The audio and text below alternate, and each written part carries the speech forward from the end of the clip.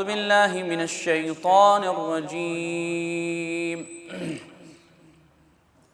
واعلموا أنما غنمتم من شيء فأن لله خمسه وللرسول ولذي القربى واليتامى والمساكين وابن السبيل إن كنتم آمنتم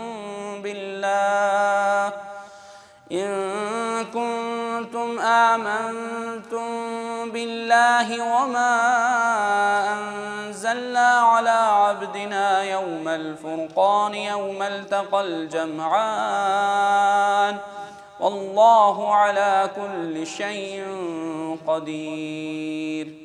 إذ أنتم بالعدوة الدنيا وهم بالعدوة القصوى والركب أسفل منكم ولو تواعدتم لاختلفتم في الميعاد ولكن ليقضي الله أمرا كان مفعولا ليهلك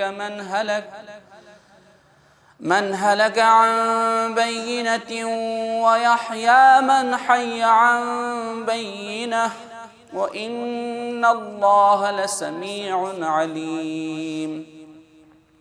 إذ يريكهم الله في منامك قليلا ولو أراكهم كثيرا لفشلتم ولتنازعتم في الأمر ولكن الله سلم إنه عليم بذات الصدور. وإذ يريكموهم إذ التقيتم في أعينكم قليلا ويقللكم في أعينهم ليقضي الله أمرا كان مفعولا وإلى الله ترجع الأمور. يا أيها الذين آمنوا إذا لقيتم فئة فاثبتوا واذكروا الله كثيرا لعلكم تفلحون.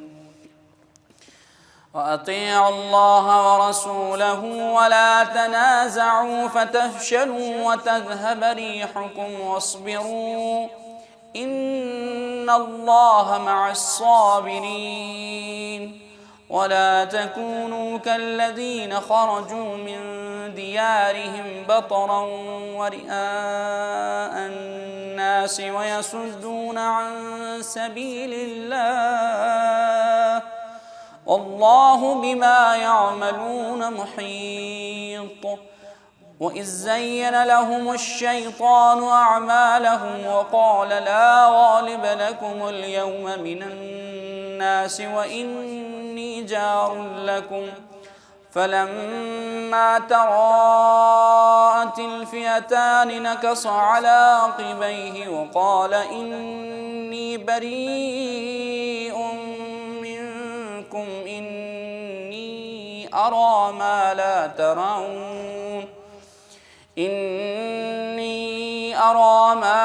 ترون إني أخاف الله والله شديد العقاب. إذ يقول المنافقون والذين في قلوبهم مرض غر هؤلاء دينهم ومن يتوكل على الله فإن الله عزيز حكيم. ولو ترى إذ يتوفى الذين كفروا الملائكة يضربون وجوههم وأدبارهم وذوقوا عذاب الحريق ذلك بما قدمت أيديكم وأن الله ليس بظلام للعبيد. كدأب آل فرعون والذين من قبلهم كفروا بآيات الله فأخذهم الله بذنوبهم إن الله قوي شديد العقاب. ذلك بأن الله لم يك مغيرا نعمة أنعمها على قوم حتى يغيروا ما بأنفسهم وأن الله سميع عليم. كدأب آل فرعون والذين من قبلهم كذبوا بآيات ربهم فأهلكناهم بذنوبهم وأغرقنا آل فرعون وكل كانوا ظالمين. إن شر الدواب عند الله الذين كفروا فهم لا يؤمنون. الذين عاهدت منهم ثم ينقضون عهدهم في كل مرة وهم لا يتقون. فإما تثقفنهم في الحرب فشرد بهم من خلفهم لعلهم يذكرون. وإما تخافن من قوم خيانة فانبذ إليهم على سواء إن الله لا يحب الخائنين. ولا يحسبن الذين كفروا سبقوا إنهم لا يعجزون. وأعدوا لهم ما استطعتم من قوة ومن رباط الخيل ترهبون به عدو الله وعدوكم وآخرين من دونهم لا تعلمونهم الله يعلمهم. وما تنفقوا من شيء في سبيل الله يوفى إليكم وأنتم لا تظلمون. وإن جنحوا للسلم فاجنح لها وتوكل على الله إنه هو السميع العليم. وإن يريدوا أن يخدعوك فإن حسبك الله هو الذي أيدك بنصره وبالمؤمنين. وألف بين قلوبهم لو أنفقت ما في الأرض جميعا ما ألفت بين قلوبهم ولكن الله ألف بينهم إنه عزيز حكيم. يا أيها النبي حسبك الله ومن اتبعك من المؤمنين. يا أيها النبي حرض المؤمنين على القتال إن يكن منكم 20 صابرون يغلبوا 200 وإن يكن منكم 100 يغلبوا 1000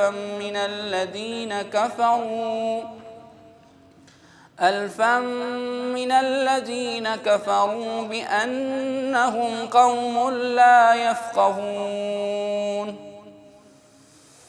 الآن خفف الله عنكم وعلم أن فيكم ضعفا فإن يكن منكم 100 صابرة يغلبوا 200 وإن يكن منكم 1000 يغلبوا 2000 بإذن الله والله مع الصابرين.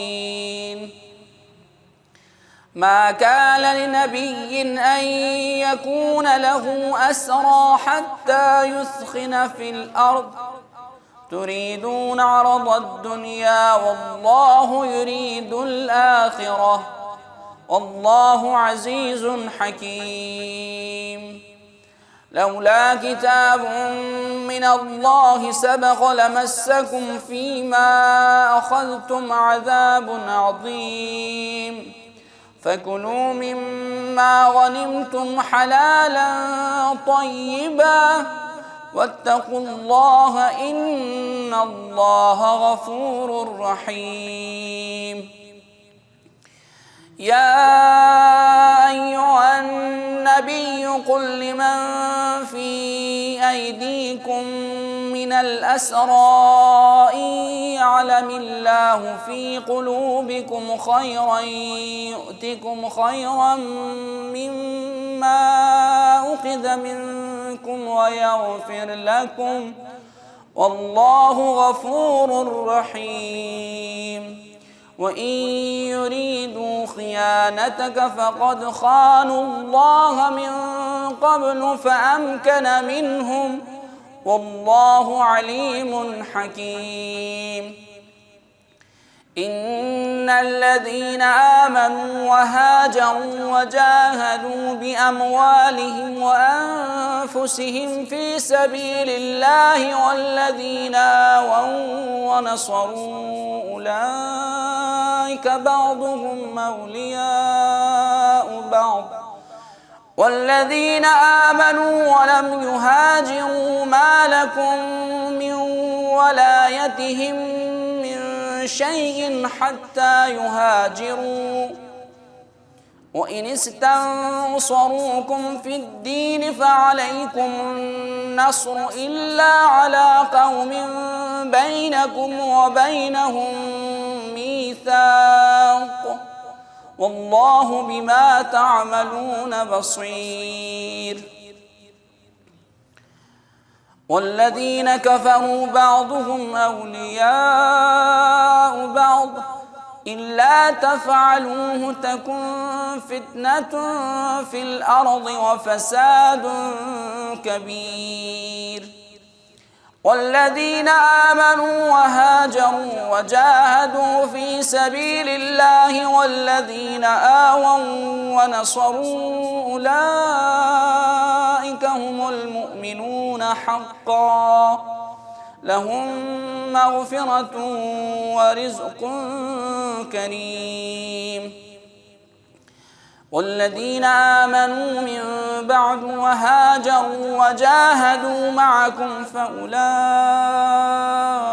منكم وأولو الأرحام بعضهم أولى ببعض في كتاب الله إن الله بكل شيء عليم. أعوذ بالله من الشيطان الرجيم. براءة من الله ورسوله إلى الذين عاهدتم من المشركين فسيحوا في الأرض 4 أشهر واعلموا أنكم غير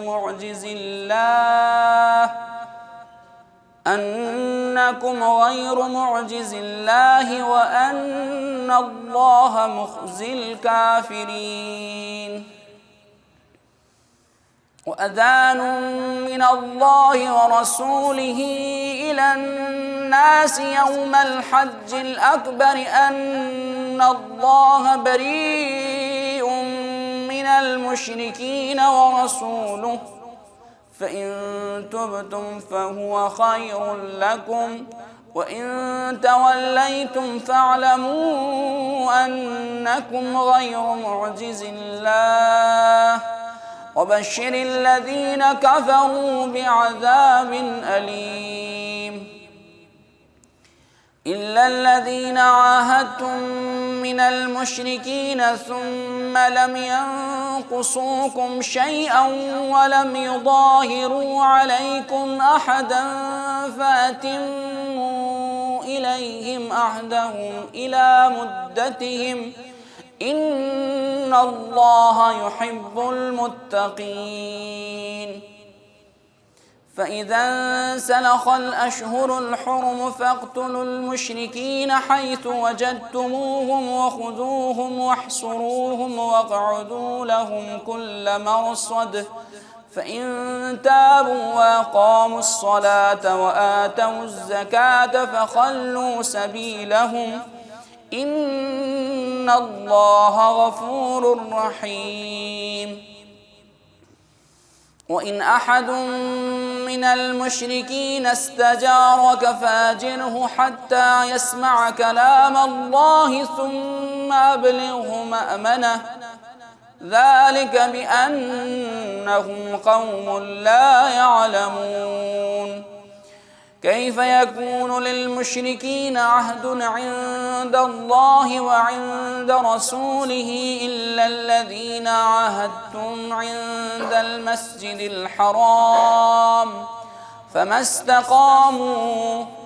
فما استقاموا لكم فاستقيموا لهم إن الله يحب المتقين. أعوذ بالله من الشيطان الرجيم. كيف وإن يظهروا عليكم لا يرقبوا فيكم إلا ولا ذمة يرضونكم بأفواههم وتأبى قلوبهم وأكثرهم فاسقون. اشتروا بآيات الله ثمنا قليلا فصدوا عن سبيله إنهم ساء ما كانوا يعملون. لا يرقبون في مؤمن إلا ولا ذمة وأولئك هم المعتدون. فإن تابوا وأقاموا الصلاة وآتوا الزكاة فإخوانكم في الدين ونفصل الآيات لقوم يعلمون. وإن نكثوا أيمانهم من بعد عهدهم وطعنوا في دينكم فقاتلوا أئمة الكفر إنهم لا أيمان لهم لعلهم ينتهون. ألا تقاتلون قوما نكثوا أيمانهم وهموا بإخراج الرسول وهم بدؤوكم أول مرة أتخشونهم فالله أحق أن تخشوه إن كنتم مؤمنين. قاتلوهم يعذبهم الله بأيديكم ويخزهم وينصركم عليهم ويشف صدور قوم مؤمنين ويذهب غيظ قلوبهم ويتوب الله على من يشاء والله عليم حكيم. أم حسبتم أن تتركوا ولما يعلم الله الذين جاهدوا منكم ولم يتخذوا من دون الله ولا رسوله ولا المؤمنين وليجة والله خبير بما تعملون. ما كان للمشركين أن يعمروا مساجد الله شاهدين على أنفسهم بالكفر أولئك حبطت أعمالهم وفي النار هم خالدون. إنما يعمر مساجد الله من آمن بالله واليوم الآخر وأقام الصلاة وآتى الزكاة ولم يخش إلا الله فعسى أولئك أن يكونوا من المهتدين. أجعلتم سقاية الحاج وعمارة المسجد الحرام كمن آمن بالله واليوم الآخر وجاهد في سبيل الله لا يستوون عند الله والله لا يهدي القوم الظالمين. الذين آمنوا وهاجروا وجاهدوا في سبيل الله بأموالهم وأنفسهم أعظم درجة عند الله وأولئك هم الفائزون. يبشرهم ربهم برحمة منه ورضوان وجنات لهم فيها نعيم مقيم خالدين فيها أبدا إن الله عنده أجر عظيم. يا أيها الذين آمنوا لا تتخذوا آباءكم وإخوانكم أولياء إن استحبوا الكفر على الإيمان ومن يتولهم منكم فأولئك هم الظالمون. قل إن كان آباؤكم وأبناؤكم وإخوانكم وأزواجكم وعشيرتكم وأموال اقترفتموها وتجارة تخشون كسادها ومساكن ترضونها أحب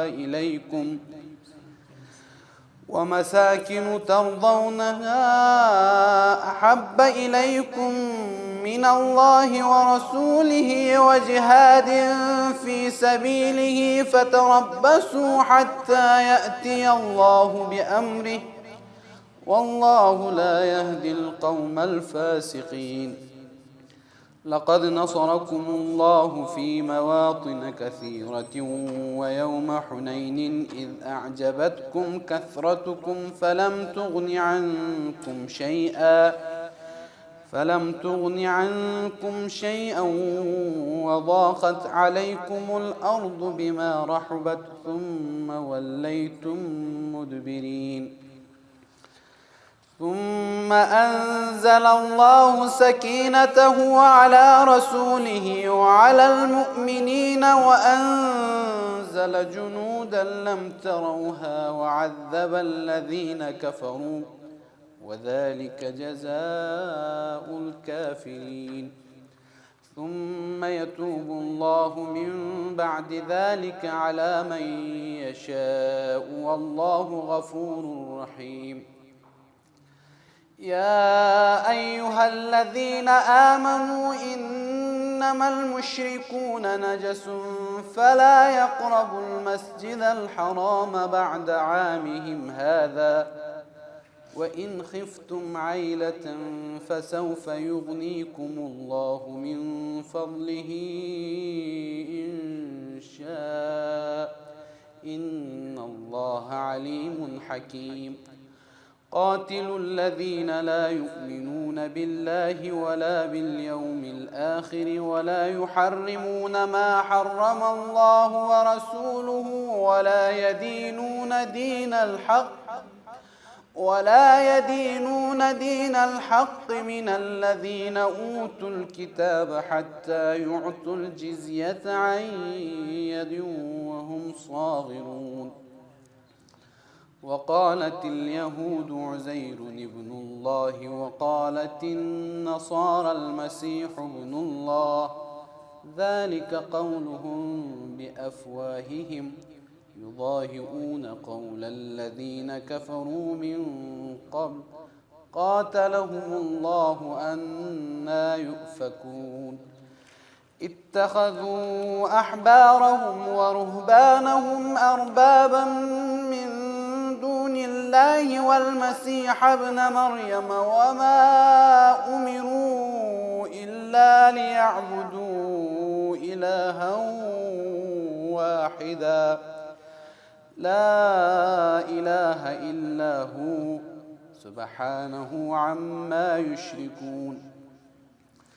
يريدون أن يطفئوا نور الله بأفواههم ويأبى الله إلا أن يتم نوره ولو كره الكافرون. هو الذي أرسل رسوله بالهدى ودين الحق ليظهره على الدين كله ولو كره المشركون. يا أيها الذين آمنوا إن كثيرا من الأحبار والرهبان ليأكلون أموال الناس بالباطل ويصدون عن سبيل الله والذين يكنزون الذهب والفضة ولا ينفقونها في سبيل الله فبشرهم بعذاب أليم. يوم يحمى عليها في نار جهنم فتكوى بها جباههم وجنوبهم وظهورهم هذا ما كنزتم لأنفسكم فذوقوا ما كنتم تكنزون إن عدة الشهور عند الله 12 شهرا في كتاب الله يوم خلق السماوات والأرض منها 4 حرم ذلك الدين القيم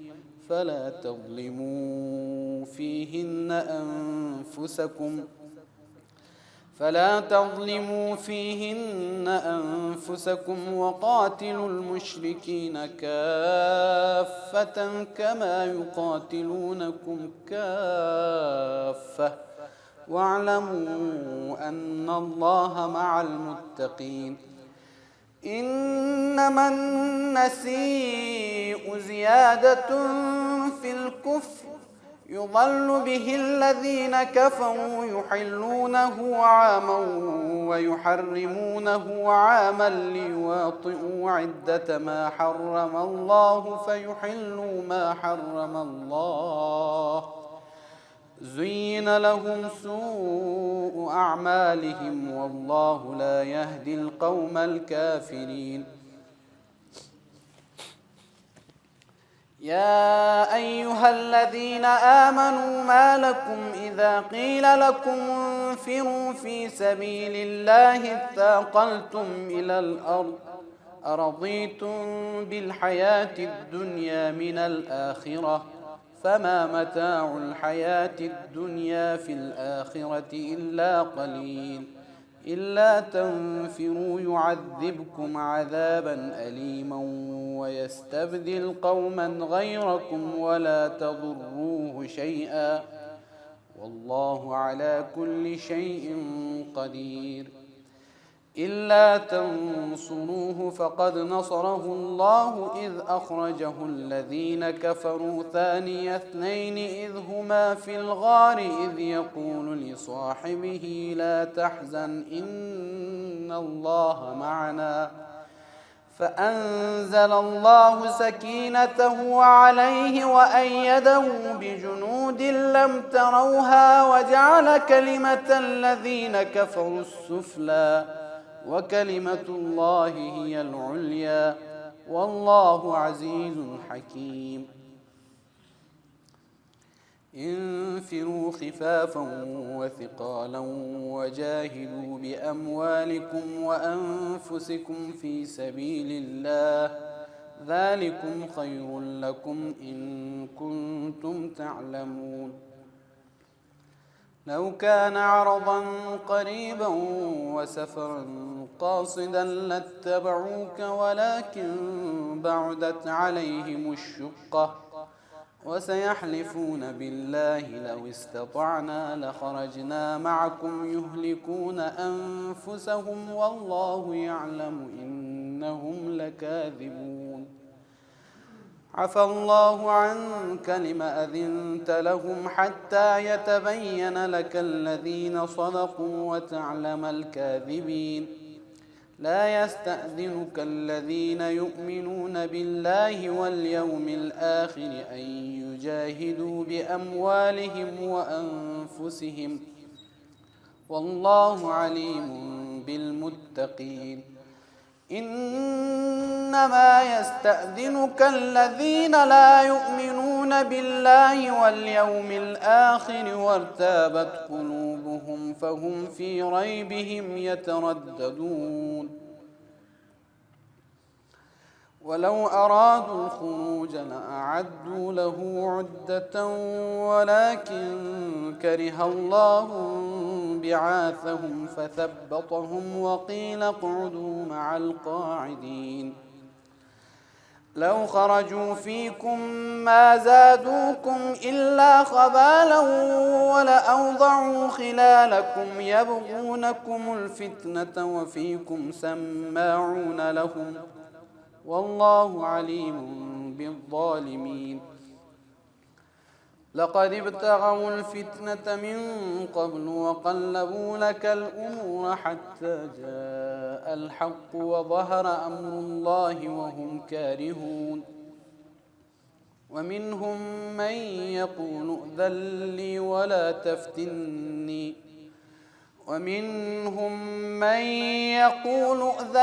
ولا تفتني ألا في الفتنة سقطوا وإن جهنم لمحيطة بالكافرين إن تصبك حسنة تسؤهم وإن تصبك مصيبة يقولوا قد أخذنا أمرنا من قبل ويتولوا وهم فرحون قل لن يصيبنا إلا ما كتب الله لنا هو مولانا وعلى الله فليتوكل المؤمنون قل هل تربصون بنا إلا إحدى الحسنيين ونحن نتربص بكم أن يصيبكم الله بعذاب من عنده أو بأيدينا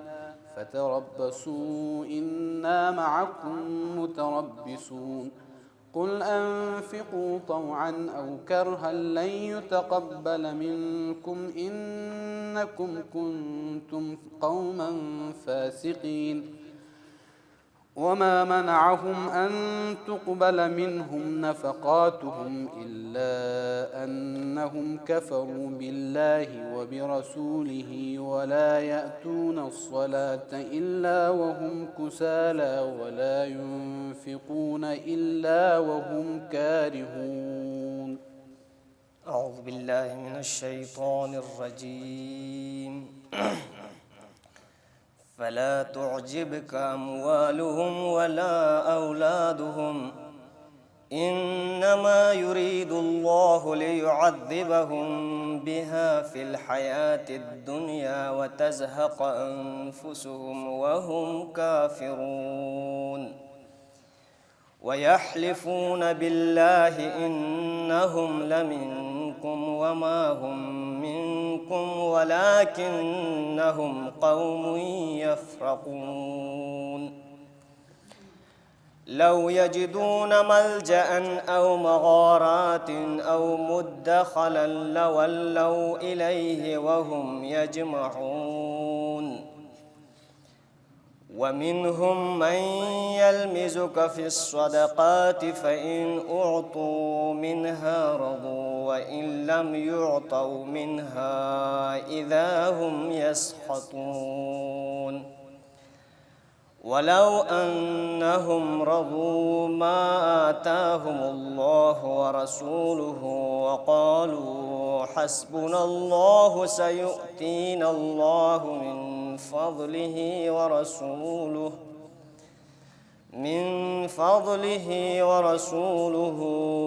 إنا إلى الله راغبون إنما الصدقات للفقراء والمساكين والعاملين عليها والمؤلفة قلوبهم وفي الرقاب والغارمين وفي سبيل الله وابن السبيل فريضة من الله والله عليم حكيم ومنهم الذين يؤذون النبي ويقولون هو أذن قل أذن خير لكم يؤمن بالله ويؤمن للمؤمنين ورحمة للذين آمنوا منكم والذين يؤذون رسول الله لهم عذاب أليم يحلفون بالله لكم ليرضوكم والله ورسوله أحق أن يرضوه إن كانوا مؤمنين ألم يعلموا أنه من يحادد الله ورسوله فأن له نار جهنم خالدا فيها ذلك الخزي العظيم يحذر المنافقون أن تنزل عليهم سورة تنبئهم بما في قلوبهم قل استهزئوا إن الله مخرج ما تحذرون ولئن سألتهم ليقولن إنما كنا نخوض ونلعب قل أبالله وآياته ورسوله كنتم تستهزئون لا تعتذروا قد كفرتم بعد إيمانكم إن نعف عن طائفة منكم نعذب طائفة بأنهم كانوا مجرمين المنافقون والمنافقات بعضهم من بعض يأمرون بالمنكر وينهون عن المعروف ويقبضون أيديهم نسوا الله فنسيهم إن المنافقين هم الفاسقون وعد الله المنافقين والمنافقات والكفار نار جهنم خالدين فيها هي حسبهم ولعنهم الله ولهم عذاب مقيم كالذين من قبلكم كانوا أشد منكم قوة وأكثر أموالا وأولادا فاستمتعوا بخلاقهم فاستمتعتم بخلاقكم كما استمتع الذين من قبلكم بخلاقهم وخضتم كالذي خاضوا أولئك حبطت أعمالهم في الدنيا والآخرة وأولئك هم الخاسرون ألم يأتهم نبأ الذين من قبلهم قوم نوح وعاد وثمود وقوم إبراهيم وأصحاب مدين والمؤتفكات أتتهم رسلهم بالبينات فما كان الله ليظلمهم ولكن كانوا أنفسهم يظلمون والمؤمنون والمؤمنات بعضهم أولياء بعض يأمرون بالمعروف وينهون عن المنكر ويقيمون الصلاة ويؤتون الزكاة ويطيعون الله ورسوله أولئك سيرحمهم الله إن الله عزيز حكيم وعد الله المؤمنين والمؤمنات جنات تجري من تحتها الأنهار خالدين فيها ومساكن طيبة في جنات عدن ورضوان من الله أكبر ذلك هو الفوز العظيم يا أيها النبي جاهد الكفار والمنافقين واغلظ عليهم ومأواهم جهنم وبئس المصير يحلفون بالله ما قالوا ولقد قالوا كلمة الكفر وكفروا بعد إسلامهم وهموا بما لم ينالوا وما نقموا إلا أن أغناهم الله ورسوله من فضله فإن يتوبوا يك خيرا لهم وإن يتولوا يعذبهم الله عذابا أليما في الدنيا والآخرة وما لهم في الأرض من ولي ولا نصير.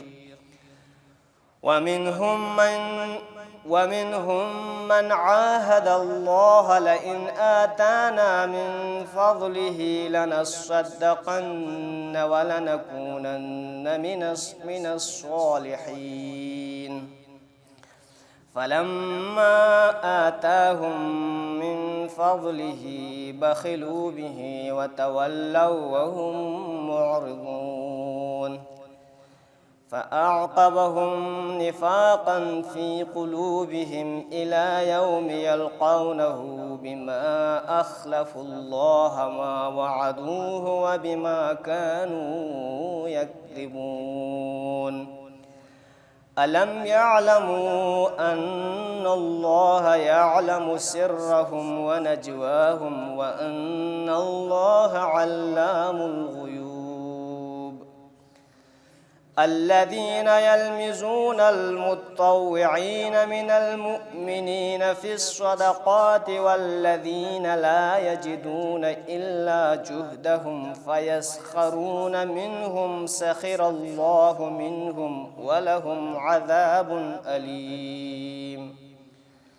استغفر لهم أو لا تستغفر لهم إن تستغفر لهم 70 مرة فلن يغفر الله لهم ذلك بأنهم كفروا بالله ورسوله والله لا يهدي القوم الفاسقين.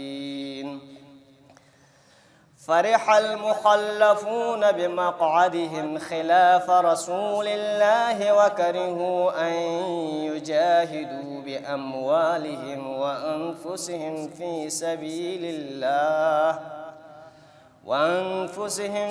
سبيل الله وقالوا لا تنفروا في الحر قل نار جهنم أشد حرا لو كانوا يفقهون. فليضحكوا قليلا وليبكوا كثيرا جزاء بما كانوا يكسبون. فإن رجعك الله إلى طائفة منهم فاستأذنوك للخروج فقل لن تخرجوا معي أبدا ولن تقاتلوا معي عدوا إنكم رضيتم بالقعود أول مرة فاقعدوا مع الخالفين ولا تصل على أحد منهم مات أبدا ولا تقم على قبره إنهم كفروا بالله ورسوله وماتوا وهم فاسقون. ولا تعجبك أموالهم وأولادهم إنما يريد الله أن يعذبهم بها في الدنيا وتزهق أنفسهم وهم كافرون. وإذا أنزلت سورة أن آمنوا بالله وجاهدوا مع رسوله استأذنك أولو الطول منهم وقالوا ذرنا نكن مع القاعدين. رضوا بأن يكونوا مع الخوالف وطبع على قلوبهم فهم لا يفقهون. لكن الرسول والذين آمنوا معه جاهدوا بأموالهم وأولئك لهم الخيرات وأولئك هم المفلحون. أعد الله لهم جنات تجري من تحتها الأنهار خالدين فيها، ذلك الفوز العظيم. وجاء المعذرون من الأعراب ليؤذن لهم، وقعد الذين كذبوا الله ورسوله، سيصيب الذين كفروا منهم عذاب أليم. ليس على الضعفاء ولا على المرضى ولا على الذين لا يجدون ما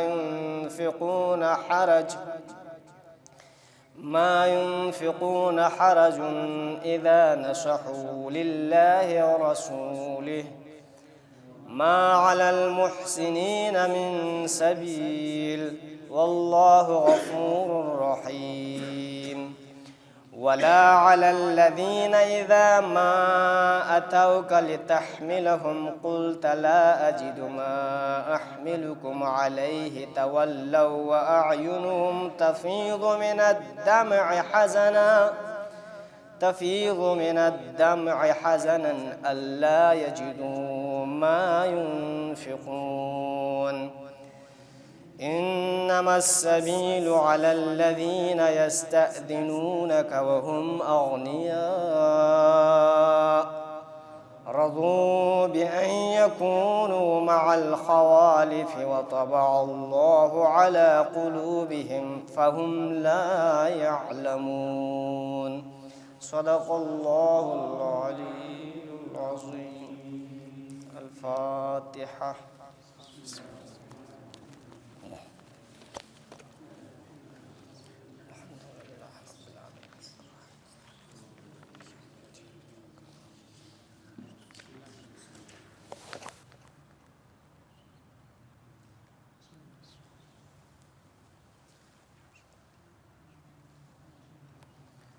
اللهم اغفر للمؤمنين والمؤمنات والمسلمين والمسلمات الأحياء منهم والأموات.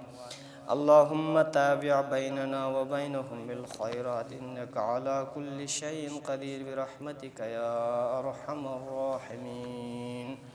اللهم صل على محمد وآل محمد وعجل فرجهم.